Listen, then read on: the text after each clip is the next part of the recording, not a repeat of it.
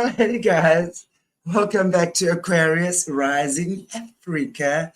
First time in 2 weeks, we're back on Arrow today.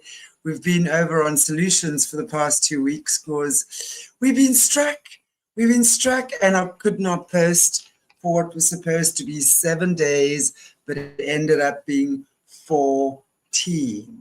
So, for you guys that have missed the shows over the past 2 weeks, please go check them out on Solutions with Shanti, which is our backup channel, and you'll find everything there as well. And of course, we have back on Arrow with me this evening, the awesome Dr. Dennis Carroll, and we're talking about the Red Hunt, which is obviously some quite gruesome, dark stuff. For those of us who've been watching the channel, these shows for a while, we kind of know that the little people get hunted. So amongst other things, that's what we're going to be speaking about today. Anyway, but before that, I want to just do some, I am 13, definitely not.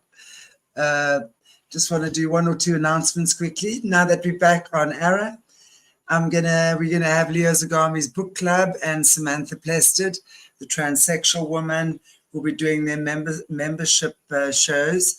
Please just watch the schedule for next week. I will definitely reschedule those shows as well.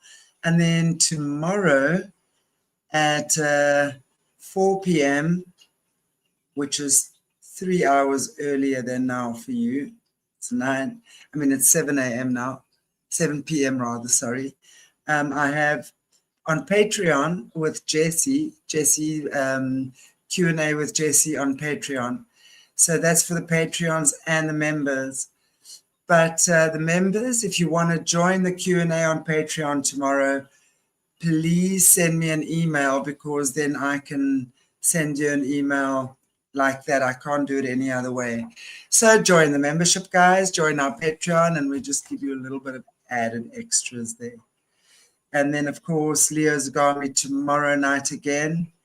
And then, yay, Saturday and Sunday, Kathy O'Brien.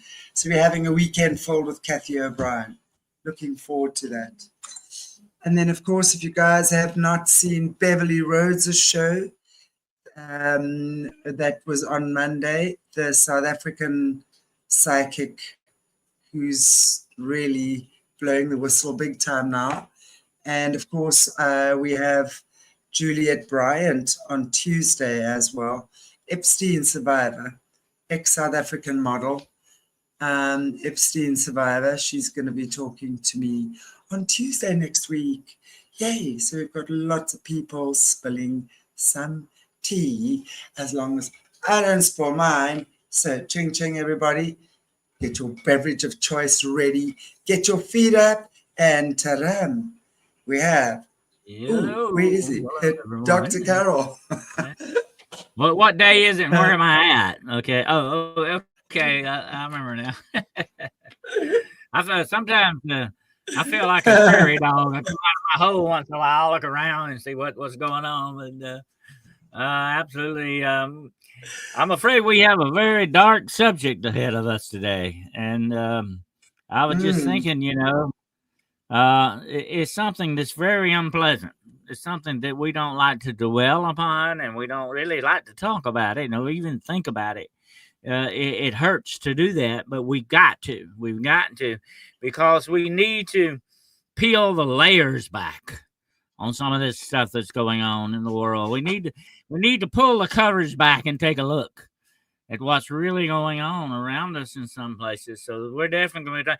And by the way, I'm going to say this before we start anything. I've been getting the witches mad at me a lot here lately. Okay, the witches are really, I'm really getting on their case, and they're coming to me saying, why are you always painting witchcraft so dark and evil and all that? I said, well, here's the problem with that, okay?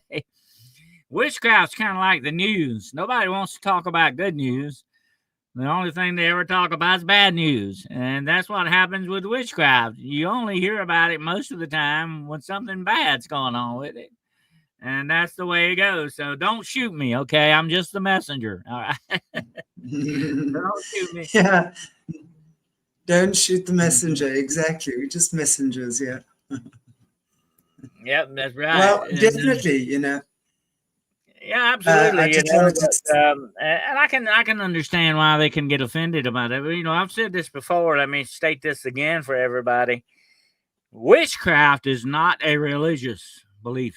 Witchcraft is a profession. It is a craft. Okay, and just like any other profession, whether it be roofing or laying floors, just like any other profession, you can have good and bad people in it. Okay, absolutely, and that's what we're talking about today: are the bad people that's in this stuff. And the reason I'm going to say this, and I'll clear this up before we get started. The reason I call them witches a lot, because that's what they call themselves. Okay, they call themselves witches and warlocks and sorcerers and magicians. That's what they call themselves. And so that's what I have to label them. If you call yourself that, then that's your label, And that's what we got to go with and understand that. But I want to talk a few minutes about what we've talked a little bit and touched on in the past.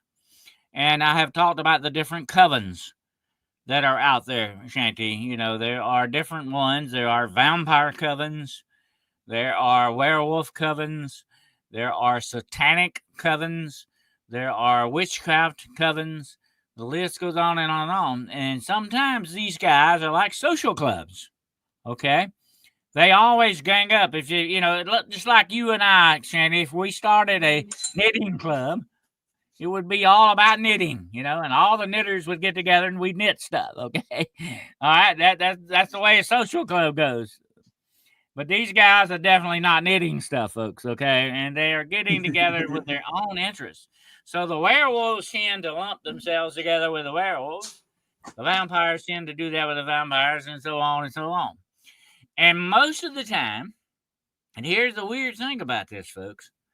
Most of the time, these guys are getting along pretty good with each other, okay? They all work for the same boss, actually, okay, if you want to look at it that way. They're all working towards the same goal, but, now listen to this, sometimes they have falling outs and disagreements. We have witchcraft wars that take place sometimes.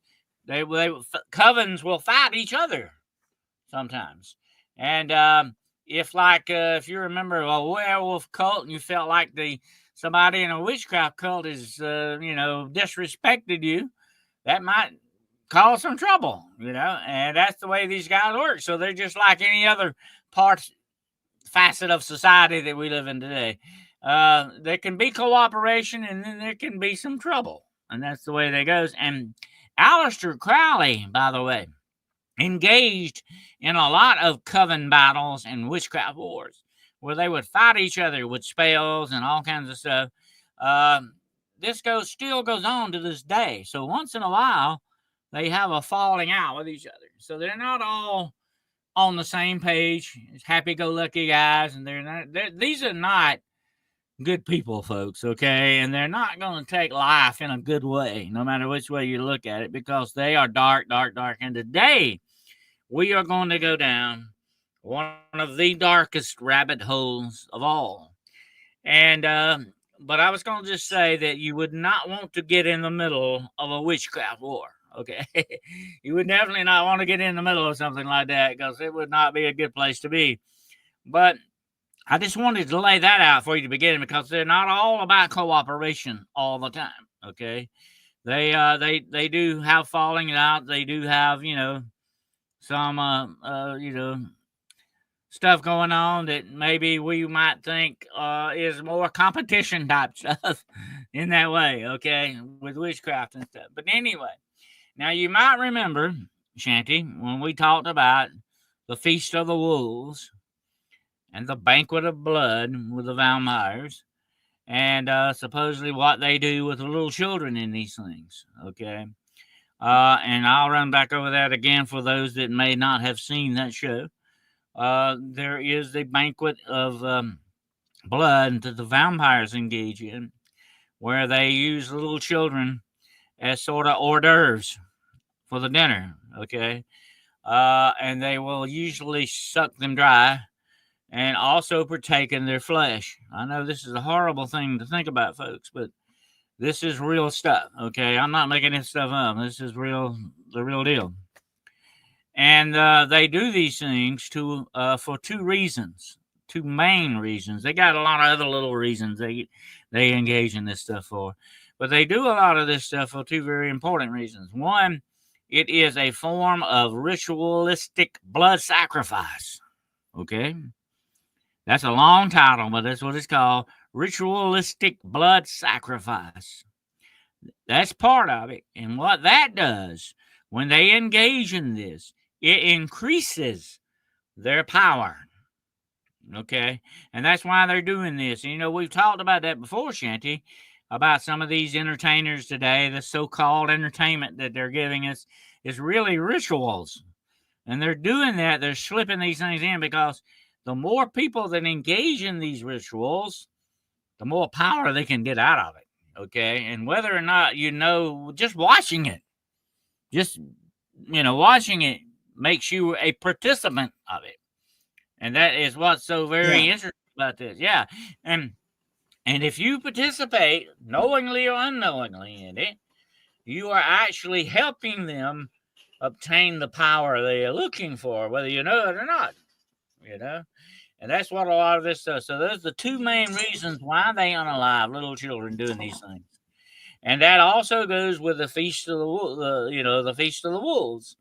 They turn into werewolves and they massacre these little children and they eat them up. But this is a ritualistic blood sacrifice thing going on here. And they are sacrificing to their Lord and God Satan when they do these things. And he supposedly will give them power. The more horrific, traumatic, terrible things that they do, the more it supposedly increases their power. Now, we talked about this before, that the number one way you become a dark, evil witch is that you must kill, unalive, a sibling, whether it be a brother or a sister or a child. Child's even better, but they don't usually do that. They don't usually do their own children. But now some children, and you know this without a doubt because you've talked to people that have been in this situation, some children are born and bred to be sacrifices for this kind of stuff, okay? And what we're talking about today is one of the most horrendous ways that they do this, and it is called the Red Hunt. Now, what they will do, these covens, whether they be werewolf covens or they be witchcraft covens, satanic covens, or whatever, they all engage in the Red Hunt because it is the supreme ritualistic blood sacrifice ritual, okay, that they can do. And they use little children for this, just like the other things that they were doing with them. And I want to stop right here and say something to everybody listening today. Why do they pick on little children? I'll tell you why. Because they're bullies. They're cowards. They're not going to pick on anybody that's going to fight back most of the time. And little children are innocent. And animals, they do this with animals too. I've seen them sacrifice a goat. Okay? I mean, I know what they do. They drink the blood. They partake of the flesh. This is their way they raise their cone of power over things. By spilling blood, ritualistic blood sacrifices. And the most interesting one of all, and the most horrendous one of all, is human sacrifice. And they like young people, children, because of three main things, three reasons why. Okay? One is they are innocent. Children are innocent. They love the innocence. They like to defile that innocence. Okay? Number two, it's young blood. Okay? As opposed to older blood. And it is spiritually new to them. Okay? And three, they infuse this blood with fear and trauma to make it even more addictive to them. Okay? That's what they look for. That's the main three reasons why they do this with children. Okay? And animals as well, because animals can be done the same way as children. But the supreme thing to do it, the complete insult to God, is to take his most innocent creation, a child, and defile them this way and do these things to them. This is the ultimate insult to God. That's why they love it so much. And it raises their dark power for them, this demonic power that they're tapping into. And that is why they do these things. And this is, I know, horrendous to think about, but it is part of what they do. And they gather in the hunting lodges, okay? They have hunting lodges, maybe out of the way places in a forest or national park somewhere. Maybe they got a cabin out there or something. Whatever the situation, it can be a place way out in the middle of nowhere. They're not going to do this around people. They might get discovered. You see what I'm saying? So they go out in places like national parks and deep in woods and forests to do these things. But they have secret hunting lodges out there. And they're not hunting deer, my friends. They're not hunting grouse. They are hunting little children. And they dress these little children and put red capes on them to better see and spot them out in the woods. Okay, and they will turn them loose like a herd of deer or something in the woods and begin to actively hunt them. And whether they hunt them like vampires or whether they hunt them like werewolves or Satanists or witches, whatever form they want to take. And these people, don't forget this, these people have the ability to shapeshift. They can turn into different things. They can turn into a tiger. They can turn into a lion, whatever they want to, okay? They can turn into a big cat and hunt these little children down. Now, here's the interesting thing about it. Part of the ritual is that when they catch these children, eventually run them down, they will first defile them by raping them. And when they get through raping these children, then they will take their blood in some fashion or another, either bite them, cut them, whatever they want to do. They will spill the blood. And when they have sacrificed this child in the way that they want to, and they use certain different, I'm not going to get into the particulars on this. It's just something you don't really need to know. But there are certain rituals that they perform while they're doing these things, okay? But the first thing is sexual abuse that they go against them, because they got to defile what it is that they're serving to their master. Okay, it must be defiled. It can't be. Satan does not want innocence of any kind. Okay, and that's why they defile it first before they sacrifice it. All right, and it must be done that way. They do this to virgins on the altars. They do this in different ways. Okay, but I'm just talking about the red hunt right now.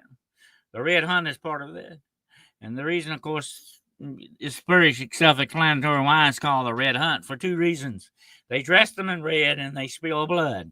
Okay, that's what it's all about. And listen to this: the older members who can't actively turn into things and hunt these little children, guess what they will do? They will bring the little children in the rooms of the houses and they will hunt them room by room in a hellish version of hide and seek. They will hunt the little children down in the rooms and do the same thing to them. If they can't do it out in the forest, they can do it in buildings. But it is still part of this awful, terrible game, this ritual that they play. And this is fun and games for them. But it is also serious stuff, too. Because it's all about the ritual and the power that they gain from doing these things. And that's what the red hunt basically is. And it's very much like the banquet of blood and the feast of the wolves and other things. They have other things, and they celebrate these things on different nights of the year. As a matter of fact, just the other night, we had Midsummer Night's Eve, St. John's Eve. That is one of the most evil nights of the year. They had probably did that kind of stuff the other night to commemorate St. John's Eve or Midsummer Night's Eve. They have different festivals where they partake in these games that they do, and these rituals that they partake in. And, of course, little children are the easiest things to which they do. Some of these children are kidnapped. Some of them are sold to them. They buy them like you would go to the store and buy something. They buy them from sex predators who steal these children and kidnap them and do something like that. But some of them are born and raised to participate in the red hunt. And that is the worst thing of all, that these children are forced into this, definitely against their own will, not even knowing what's really going on and what's happening to them. When they put that red cape on them and turn them loose in the woods and say, okay, run as fast as you can. And those poor little children start taking off and try to get away, but never do. They're not going to let a single one of them get away, folks, because they might tell somebody. They might actually get some help somewhere if they actually... There's no... When you enter this game called the Red Hunt, there's only usually one way out of it, and that is death. That's the only way that it works. And that is the horrific thing about this. And yes, this is just one thing that they do, okay? There's one thing. There are many different games that they play, many different ways that they go about doing this. But like I say, it is all definitely tied to rituals, okay? And this is one of the deepest, darkest rabbit holes you will ever go in when you begin to study this kind of stuff. And like I say, it's not pleasant. It's not something fun that you want to know about, but it's something we do need to face and understand, that this kind of stuff is actually really going on. And that this is where a lot of unfortunate children end up, being in things like this and being used for things like this. And this is nothing but use and abuse. You know, we've talked about this before. Evil is good at using and abusing and then destroying what it gets through with finally. And that's what this is all about. But it is an attack, an insult against God and innocence of children that is sacrificed for this kind of stuff. But it raises their power, their dark power. And this is what they want.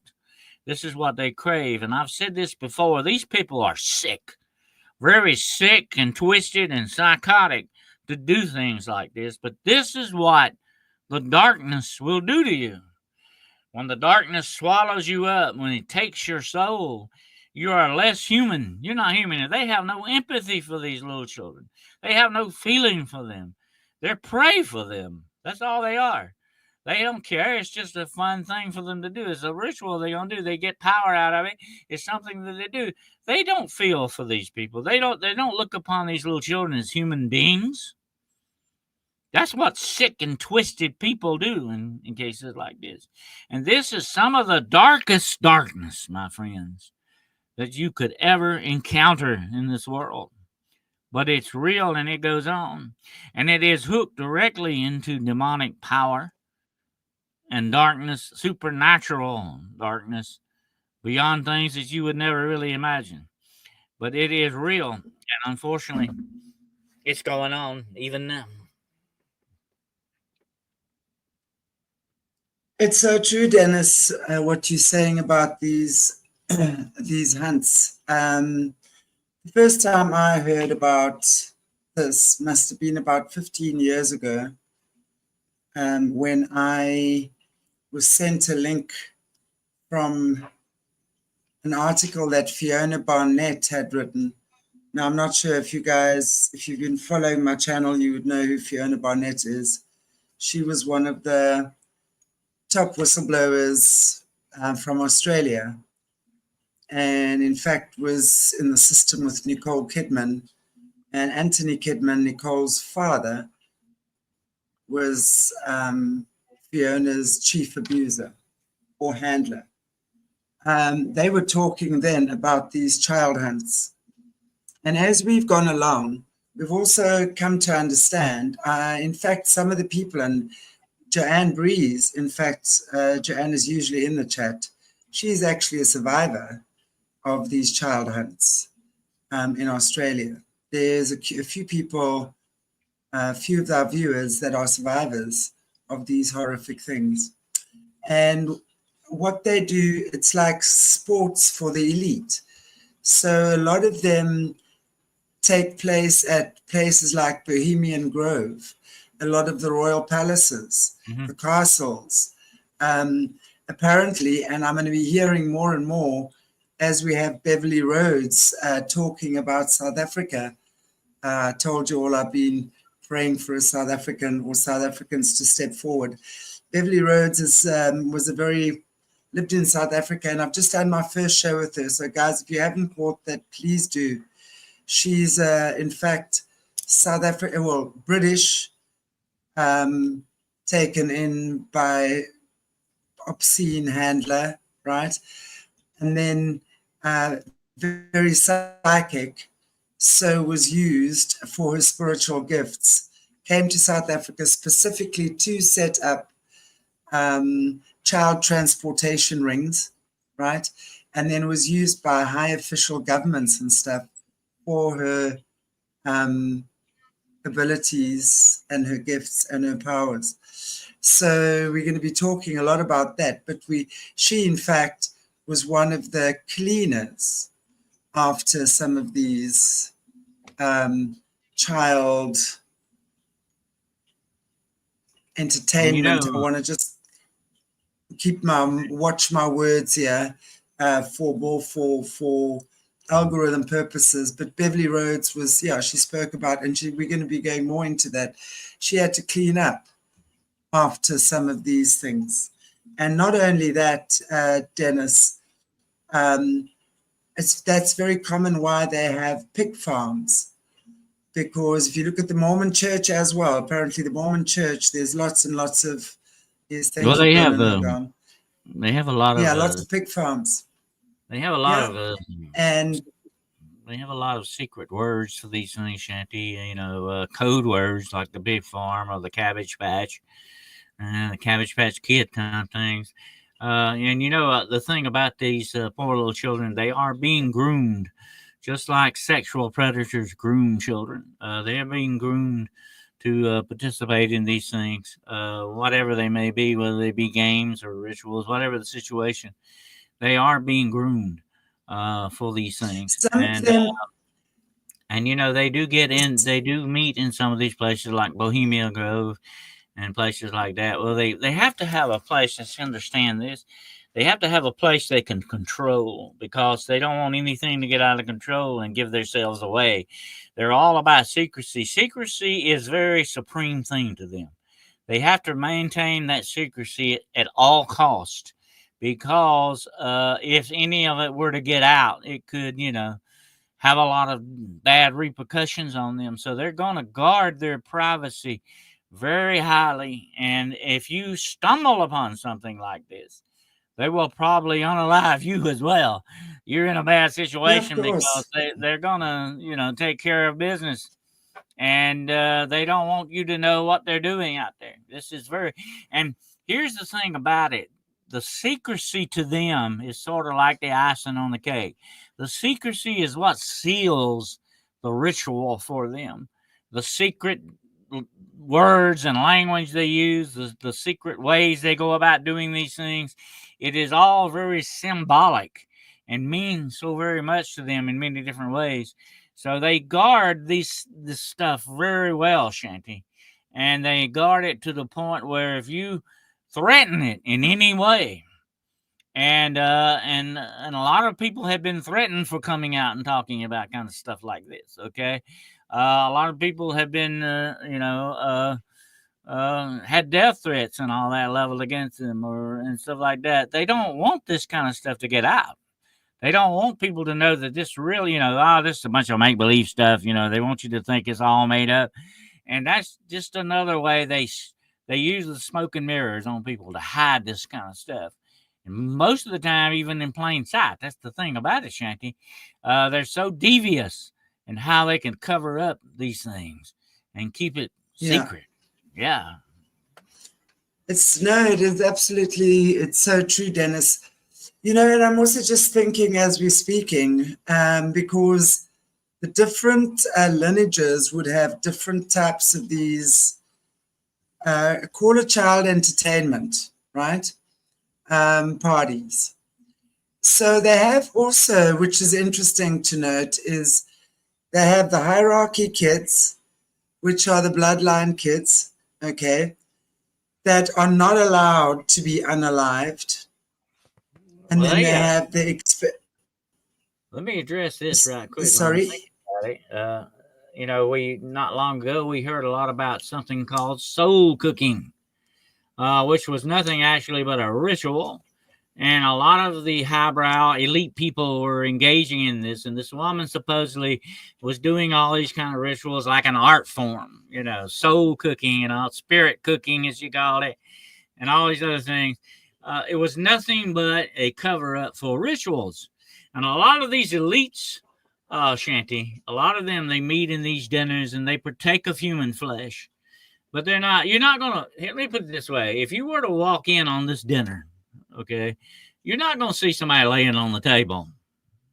You're not going to see a body, but they're there. Understand it right in plain sight. It may look like ham, it may look like turkey, it may like chicken, but that's not what it is, folks. Okay, it is human flesh, but they dress it up to look different. Of course, they're very secretive about how they go about these things, but they all know they're in on the secret. See, they're saying they're winking and nodding at each other and saying, "Hey, we know what's really going on here, and we got everybody fooled about this," you know. But that's why a lot of people, and we've heard reports of people, Shanty, coming out of these dinners saying, "My God, they're eating people in there."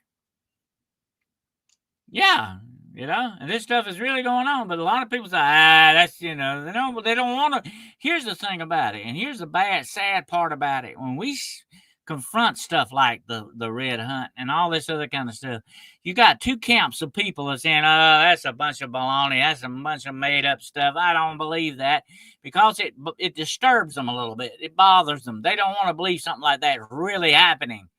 They're closing their eyes to it.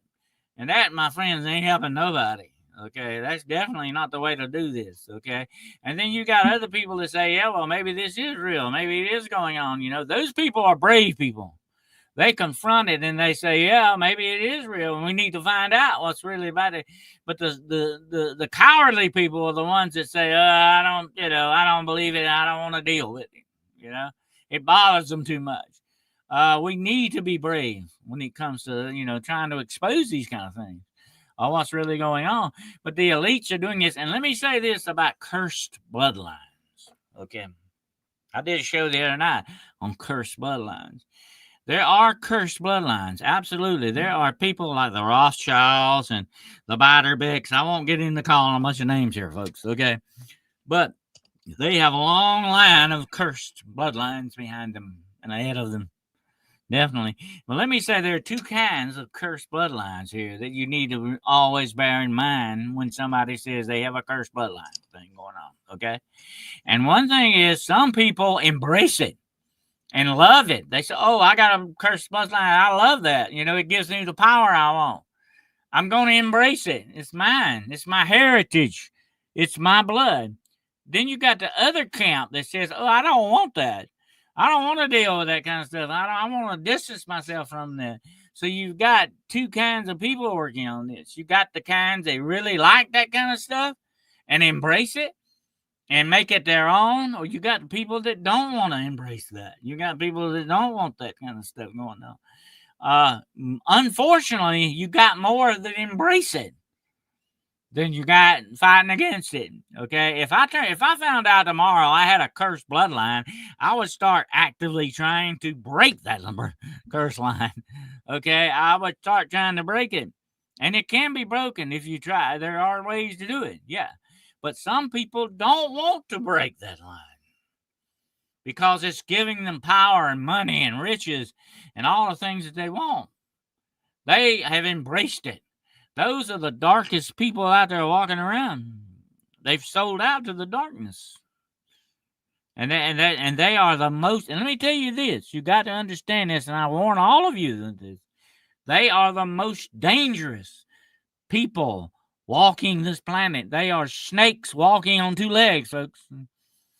They will unalive you in a hurry, not just to maintain their secrecy, not just that, but just because of their very nature, they are dangerous and destructive. That's just the way evil works. So that's what makes them so downright dangerous. And we have to be careful how we approach this thing and make sure we are spiritually ready. We are spiritually strong to handle these kind of things, because this is more than just a physical thing. This is far more than physical. This is a spiritual disease and sickness that we're confronting here. This is what it is. It is a spiritual sickness. that's in this world. It goes even far past some kinds of sins, for that matter. It goes even into far past religious stuff. Okay, this darkness is far-reaching and more destructive than most people could ever imagine. Indeed, it is, Dennis. That's one thing we've learned over the past few years, for sure, looking at these things. But I want to just go back to what I was saying earlier on, when we're talking about the small people hunting, because the way that they do it is actually quite sick. Is they'll have the hierarchy kids who are the bloodline kids, okay, who are also participating, but they are not allowed to be unalived. So there would be certain, and then you have the expendable kids who are allowed to be unalived. So they would be either wearing different colored t-shirts or numbers or something like that. But the ones that are not allowed to be unalived, they can be raped and hurt. You can do certain things with them. But of course, the expendables, you can. So this is part of that. It's all tied into different types of rituals too that they're performing. Absolutely. It's absolutely, and of course, it's part of their sports. And one of the South African survivors told me that theirs was called the teddy bear picnic. So they had to go on what is known as the teddy bear picnic. But I know her father came from some bear lineage. He was from some bear type lineage. So they do them slightly differently, but all with the same, absolutely the same intention, and that is to obviously be completely sadistic, psychopathic, and as morose as possible.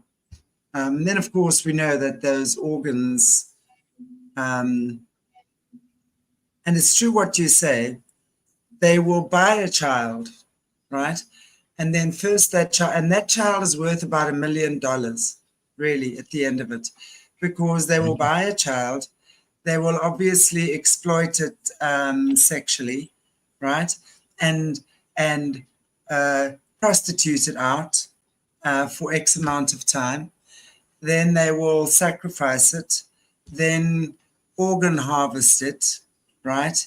And so they're making, and I do believe, I think Jesse mentioned that when you're looking at it like that, the total value of a child is about $1 million that they can make from one child. And again, then of course we know as well that the remains of these children I have heard actually are put into our food. They have sort of like slave auctions for a lot of these children, and the older children don't get as much as the younger children in the auctions and stuff like that. They have different prices. Yeah. But here's another thing we got to consider: the rape of the children is ritualistic rape. By the way, it has a ritual to it as well, and it is part of the sex power thing. The sex magic that they're looking for, it ties into this as well. But also, there is a part of it that is torture. Torture is what infuses the blood with fear, and the trauma that we talked about so much in the past. It infuses their blood and makes it more palatable for them. That's part of the thing too, but a lot of this is tied to dark rituals, definitely. But yeah, you're right. They do auction children off, definitely, and especially the younger ones get more money. I think the more innocent, or the younger they like, the younger the blood. There's something about the young blood that attracts them more than anything else in those respects. But the sad thing about it, and like you said, it's obviously the innocence. The teddy bear picnic and all that stuff too. These things. Here's the really twisted thing about it, Shanty. And we got to think about this too. They're telling these little children that, well, we're going to play some games today. It's going to be the teddy bear game, or it's going to be the How little Red typical Riding Hood Peter. game. It's going, yeah. They present these as games to the children, and that's how they. I mean, it's just sick, But that's the way they're doing these Yeah. things. Yeah. Mm-hmm. I mean, they're really, it's horrific, and then also, what they do with the remains, and which is why you seldom find the remains of all these hundreds and thousands of children that are being transported, and they end up crushed up in our food, right? As well as cement in the buildings of a lot of the Masonic temples. And it's, of course, that's how it's cursed as well. So there's a lot of in black witchcraft. There's a lot of ornaments that are made from crushed bones and flesh and stuff like that. You have a lot of ornaments. Even the ornament they supposedly made that they can fly with or levitate, that helps them levitate and fly, is an ornament usually made supposedly out of the fat of unbaptized children. The list goes on and on with the different and I talked about this on my show last night on Hunting the Shadows. I talked about the 9 black gates, and we'll have to do a show for you on that one day. The 9 black gates of dark witchcraft, the 9 powers that they want, and one of those powers is being able to fly and levitate. And they will rub themselves with this ointment that they make from the fat of babies and stuff like that. The list goes on and on and on, what they do. And that's probably why you never find anybody's, because they are used completely for what, for all the different purposes that they use them for. Yeah. Yeah. And of course, cannibalized as well, right? Because then, of course, I don't know if you guys ever watched the interview I did with Caleb Jade about a year and a half ago on the Wild Hunt. I mean, that's when literally the children are hunted by mythological creatures, and it's done at a certain time of the year, and very, very hectic. So I do believe it's done towards the end of the year. That's based on the myth of the Wild Hunt that's very well known in Europe. And Hearn the hunter is supposed to be the one who leads the pack on horses and hounds. It's not a myth. And it is nothing but a game of hunting the fox, but you use little children instead of a fox. Yeah, but it's no myth. I mean, it's mythological creatures, these hellish portals or gates that get opened, and these horrific demonic entities literally come out and they hunt the kids. Mm-hmm. And I mean, if you guys haven't watched that show, I want to highly recommend you do. It's actually the second interview I did with Caleb Jade. Gosh, must be a year and a half ago now. And it's called The Wild Hunt. And he actually speaks about his experience there. And it was horrific because I talk he was about captured, the Wild actually. Hunt. In my book, Shanty, The Road Unseen, I talk about the Wild Hunt, which is a very well-known European legend. It also, by the way, I was just going to mention this to everybody, it ties in also to the southwestern United States as the Ghost Riders. Okay, same kind of a thing, same kind of a legend, kind of a myth, but it's a fascinating thing. But it goes deep into Germanic folklore and Scandinavian folklore, and it goes out throughout all of England as well. The Wild Hunt is very well known. Yeah, it's definitely. It's not. That's what I say. When I was doing research for the wild, for this thing, everything. There was nothing. I'm sure Caleb Jade, unless there's some people that have spoken about it since then, there's been no one else that's actually spoken about it that's been part of it. And he speaks about when they caught him and he was put into a metal box, right, with a 17-year-old breeder. And after day 1, a druid opens up the metal box and throws or gives them a knife or whatever, and says only one of you gets out. So literally, the girl he was in the box with took her own life for him to live. He was 10 at the time. So, and then afterwards, when they get out of this box, there's a feast. I'm And sure that's guess, one and of then of the. course you haven't eaten for 3 days as a child. Then you get open, let out of this box in the most traumatic situation, and there's a feast of all different types of cuts of meat. Well, guess who you're eating? You're eating the kids that have been hunted. So Absolutely, that's the wild hunt. yeah, that ties into a lot of the games that that they do and the ritual. And like I say, a lot of this being tied into rituals as well, and the sex magic and all this other stuff that they're doing. Its main goal is to increase their power over things and to obtain Toys. power and to hook up to that power. That's one of the main goals that they do this. And Exactly, if Dennis. they can create trauma and death on a great scale like that and cause people to unalive each other and torture them, that's what they love, Yeah, well, of course, they feed off that. That's their leash, Mm-hmm. that Yeah. pain. We know that by now. Good. But I mean, it's just incredible that so many crimes are being committed against children.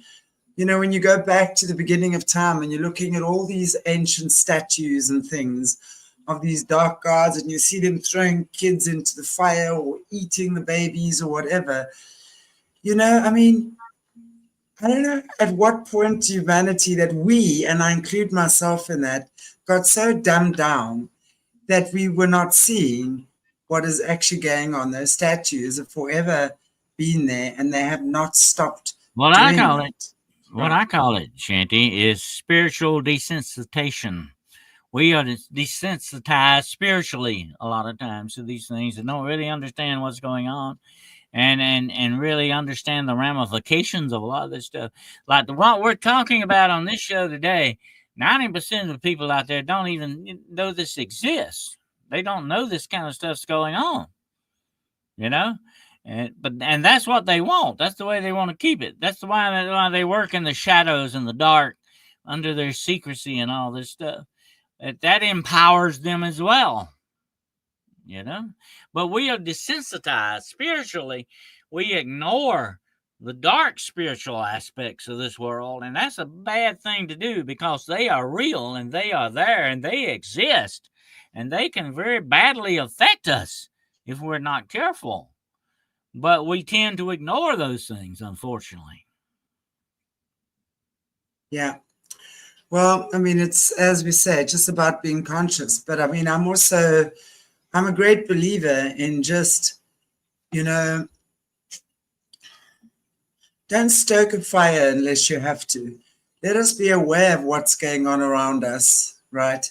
And let us be conscious of what's going on around us, but let us not fear and become traumatized and go into this great big panic mode because all of the stuff is there. That's exactly what they want us to do. When we become spiritually fit, right? It's like you smell negative energies around you. You don't even have to be on guard for what's coming. You are attuned and you know what's happening. You'll be in the right place at the right time. You're able to move out of that place miraculously. That's the thing. When we realize we really put faith over fear, miracles are the order of the day. It is our birthright. Miracles are our birthright. So when we realize that, that's when we don't encounter these things. It's like we're too light for it. Absolutely. But we're all on the path of moving beyond that and doing the shadow work so that we can move out of those swampy, toxified places. And that's really. I was telling somebody the other day, and this is something we also need to address when we think about it. There is a spirit that has entered this world just in my lifetime. Okay, I've seen it There's a spirit of fear and intimidation that has entered this world, and it is coming from the darkness. It's not coming from the good place. It's definitely not a good place. This fear and intimidation is coming from the darkness because this is the weapon that they use against us. Okay, this is the very, I'm gonna say, the most strongest arrow they've got in their quiver. Okay, and this fear and intimidation, they try to scare us into silence. They want to keep us quiet. They want to keep us not knowing and not wanting to realize what's really going on in this world because it scares us to think about it sometimes. Okay. And they use that, they utilize this fear as a weapon against us.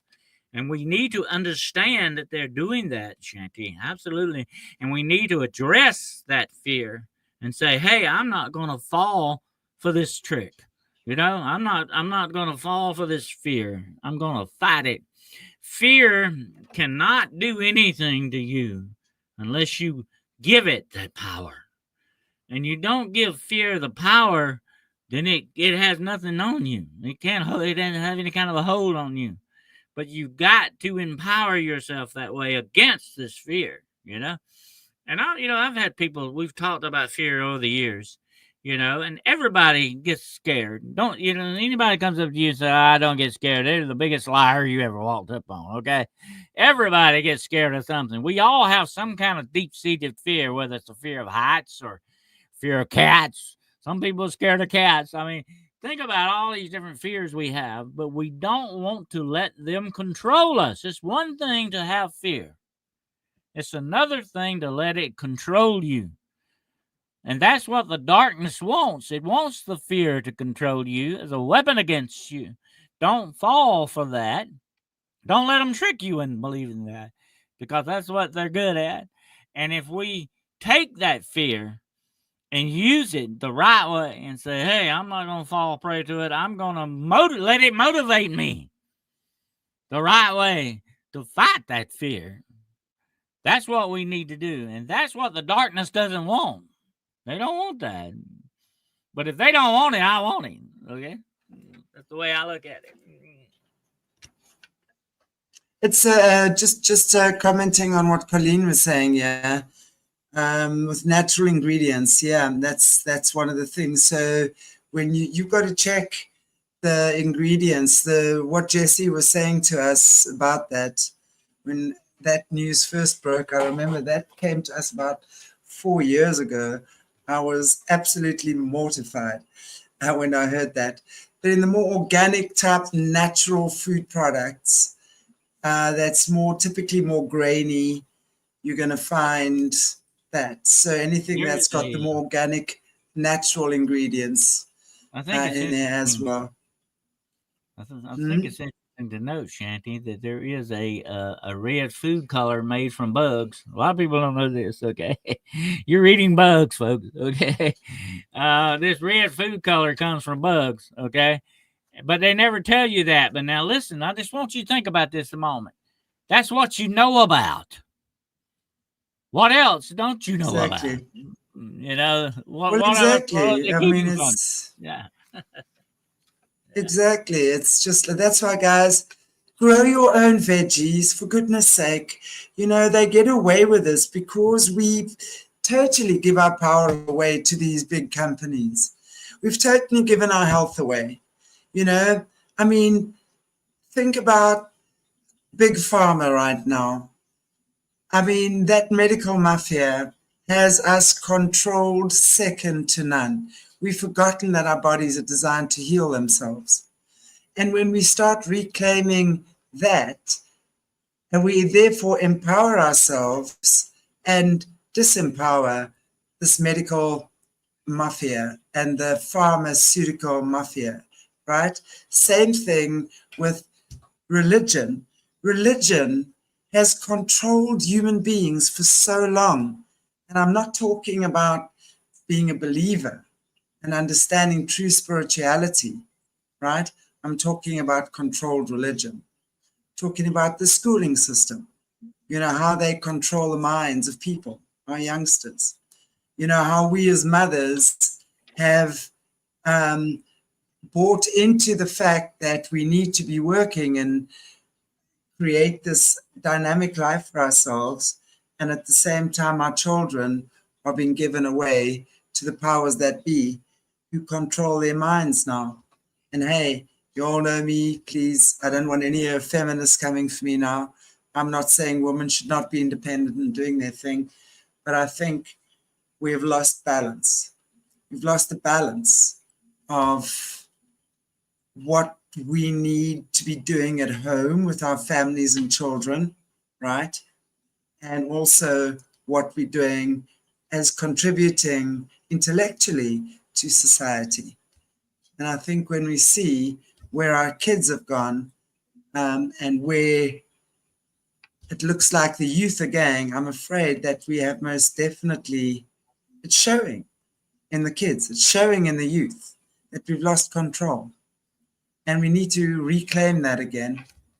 So it's a process of doing that. They've done a damn fine job on us, but we've allowed it. You know, we've allowed it.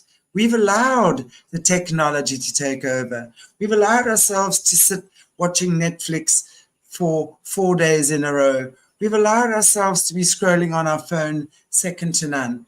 We've allowed ourselves to let the fast food industry take over. We've allowed it. So we've got to stop blaming them. We're the product. They're the supplier.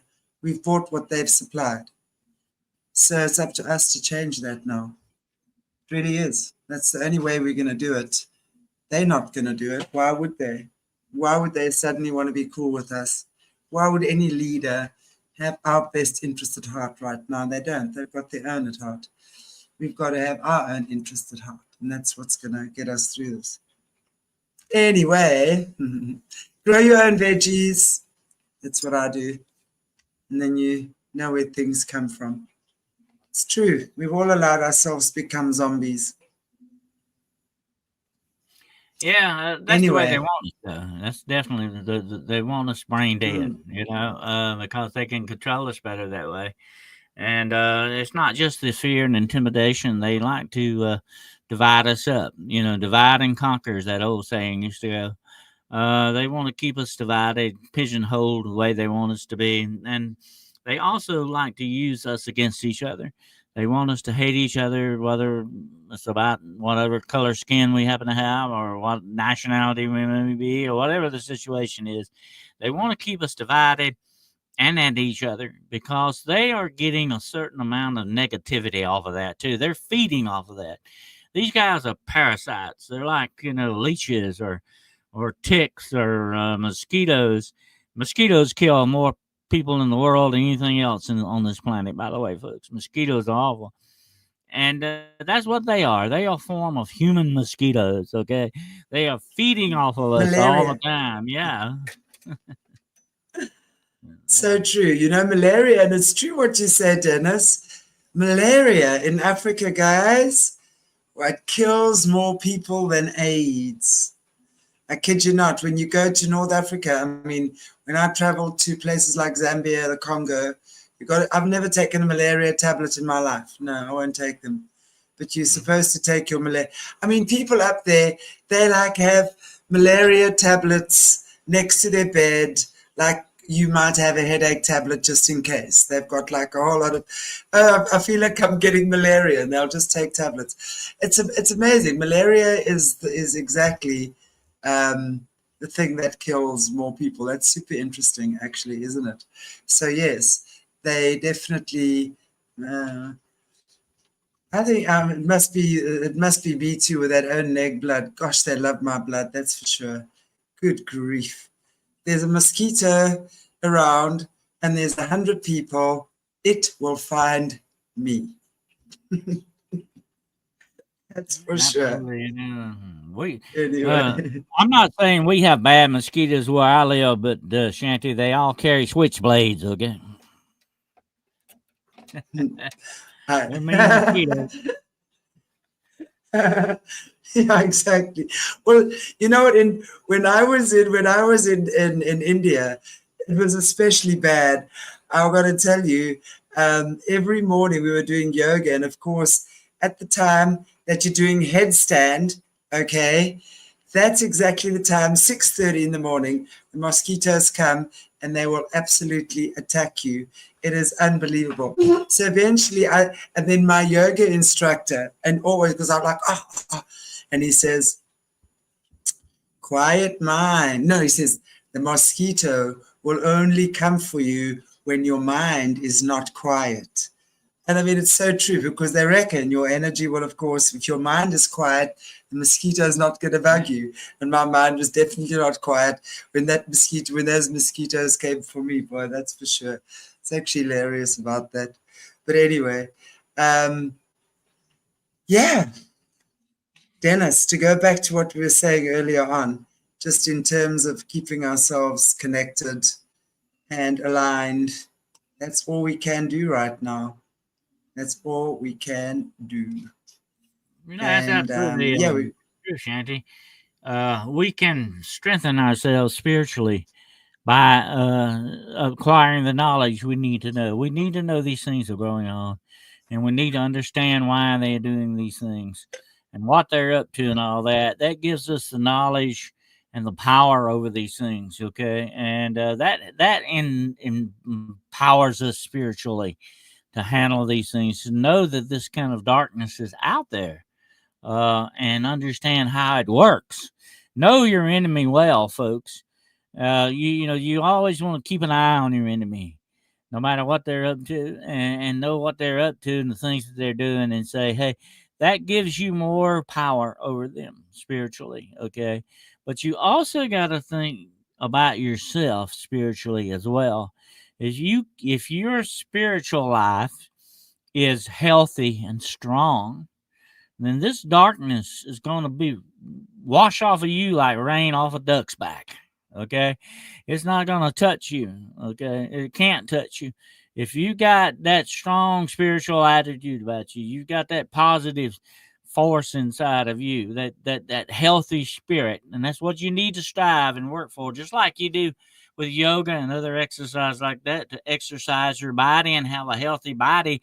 Don't neglect your spirit. Spirit is very important, and it must balance out with everything else. And you got to keep it positive. You got to keep it in good shape and strong. And then this darkness can't lay a finger on you. But that's the way you got to be with it. And that's what you got to work on. You got to keep that. And just like yoga and all these other things that Shanti's talking about, you got to keep at it. You just don't. You don't say, oh, I think I'll do that in the next 3 months and not even worry about it 3 more months after that. You got to do it every day. You got to do it. Yeah. You got to engage in it every day almost, because if you don't, consistency. It's consistency. It's like any muscle in your body, you know. If you be consistent, you're going to benefit from it. You know, that's it. Kriya yoga, yes. A Raja Yogi. Dennis, do you know what a Raja Yogi is? They're telling you you're a Raja Yogi. Absolutely. Do you know what a Raja Yogi is, Dennis? Yeah. Okay. I've never had that title, but that's good. It sounds interesting. Yeah. Raja is basically you're the king. You're the king yogi. You're the king yogi. Let's just put it that way, right? You're the king yogi. Anyway. Oh, goodness me. Okay, Dennis, thank you. See, Raja is king. Exactly. You say you're the king yogi. All right. That's good. I have to work on that. You don't have to work on it. You are it already, Dennis. You don't have to work on something you already are. Just accept that you are it and just relax into the knowing that I am this. There you go. That's right. Absolutely. Oh, lovely. Dennis, I say thank you so much. You want to tell us where we can get hold of you again for the rest of the week? Okay, well, tomorrow night at 9:00 p.m. Eastern Standard Time on Paranormal Point of View, we're going to be talking about some movie reviews and maybe some book reviews, stuff like that. And also, I will have my good friend Maureen and Gus on there tomorrow night, and she's going to be one of my field operatives, and we're going to be talking about that. So we're stretching out with the channel a little bit, and maybe doing some conferences and stuff going around. So we'll see how that goes. And Monday night, I will be appearing with my good friend Gerald Fountain on the Road Less Traveled. We'll be doing some offbeat stuff on that. And of course, every Wednesday night, Hunting the Shadows. And that'll be at 9 o'clock p.m. Eastern Time as well. My books are available on Barnes & Noble. And if you need to get in touch with me for any reason, I do a lot of paranormal consultation. If you need to get in touch with me, you can do so at denniswcarroll.com. And it is all confidential and free of charge, okay?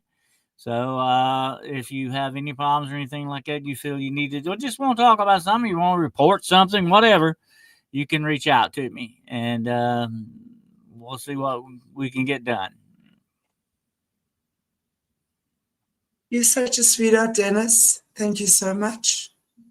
And I look forward to seeing you next week again, same time, same place.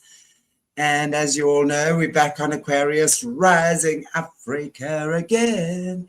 So please, if you haven't checked the shows, if you've missed our shows for the past 2 weeks, they are on Solutions with Shanti.